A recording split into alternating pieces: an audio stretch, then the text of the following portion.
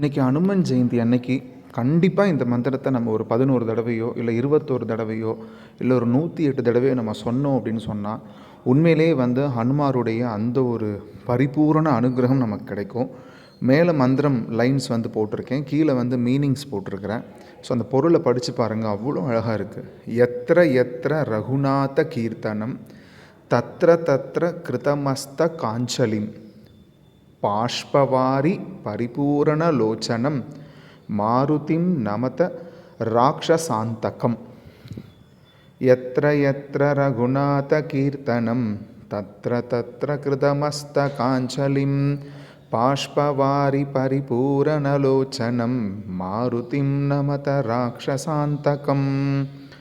யத்ர யத்ர ரகுநாத கீர்த்தனம் தத்ர தத்ர கிருதமஸ்த காஞ்சலிம் பாஷ்பவாரி பரிபூரணலோச்சனம் மாருதிம் நமத ராக்ஷசாந்தகம்.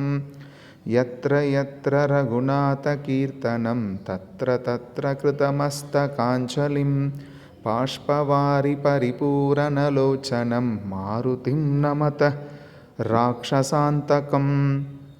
யத்ர யத்ர ரகுநாத கீர்த்தனம் தத்ர தத்ர கிருதமஸ்த காஞ்சலிம் பாஷ்பவாரி பரிபூரணலோச்சனம் மாருதிம் நமத ராக்ஷசாந்தகம். யத்ர யத்ர ரகுநாத கீர்த்தனம் தத்ர தத்ர கிருதமஸ்த காஞ்சலிம் பாஷ்பவாரி பரிபூரணலோச்சனம் மாருதிம் நமத ராக்ஷசாந்தகம். யத்ர யத்ர ரகுநாத கீர்த்தனம் தத்ர தத்ர கிருதமஸ்த காஞ்சலிம் பாஷ்பவாரி பரிபூரணலோச்சனம் மாருதிம் நமத ராக்ஷசாந்தகம். யத்ர யத்ர ரகுநாத கீர்த்தனம் தத்ர தத்ர கிருதமஸ்த காஞ்சலிம் பாஷ்பவாரி பரிபூரணலோச்சனம் மாருதிம் நமத ராக்ஷசாந்தகம். யத்ர யத்ர ரகுநாத கீர்த்தனம் தத்ர தத்ர கிருதமஸ்த காஞ்சலிம் பாஷ்பவாரி பரிபூரணலோச்சனம் மாருதிம் நமத ராக்ஷசாந்தகம். யத்ர யத்ர ரகுநாத கீர்த்தனம் தத்ர தத்ர கிருதமஸ்த காஞ்சலிம் பாஷ்பவாரி பரிபூரணலோச்சனம் மாருதிம் நமத ராக்ஷசாந்தகம்.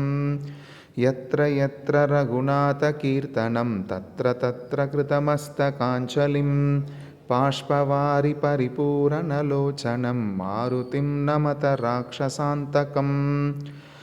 பொருள் பாருங்க, எங்கெல்லாம் ராமநாமம் ஒலிக்கிறதோ அங்கெல்லாம் பக்தி பரவசத்துடன் ஆஞ்சநேயர் காட்சி தருவார். ஆஞ்சநேயர் எங்கெல்லாம் ராமநாமம் கேட்குதோ அங்கெல்லாம் வந்துடுவார். அவருக்கு ராமநாமம் யாரை சொன்னாலும் அவங்கள ரொம்ப பிடிக்குமா.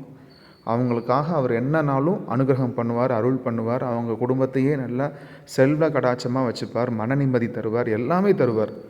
அவருக்கு ராமநாமம் சொல்கிறவங்களை அந்த அளவுக்கு பிடிக்குமாமா. அதனால தான் ஆஞ்சநேயரையை மிஞ்சின ஒரு பக்தன் கிடையாது அப்படின்னு நம்ம சொல்கிறோம். அனைவருக்கும் இனிய அனுமன் ஜெயந்தி நல்வாழ்த்துக்கள்.